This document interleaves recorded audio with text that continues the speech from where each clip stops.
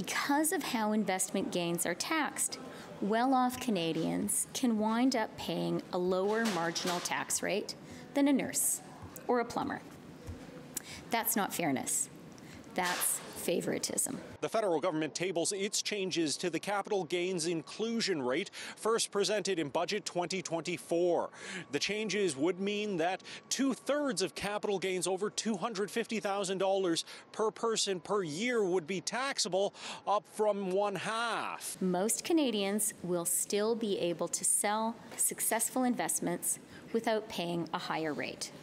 For example, a couple who own a rental property will pay no additional tax on the first $500,000 in profit from a sale.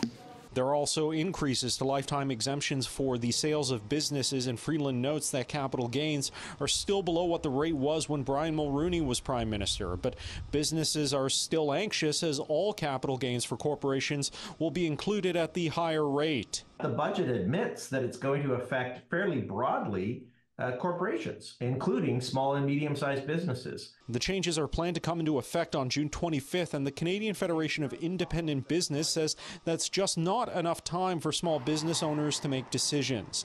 Freeland denies that the decision to break the capital gains changes out of the budget bill is political, but the CFIB disagrees. It seems like all of this is about baiting a trap for the Conservatives, with very little concern about the consequences on the Canadian economy. This is a moment when Canadians should be watching closely what happens in the House and watching closely to see how all MPs vote on this, I would say, defining measure. In Ottawa, Xiaoli Li, City News.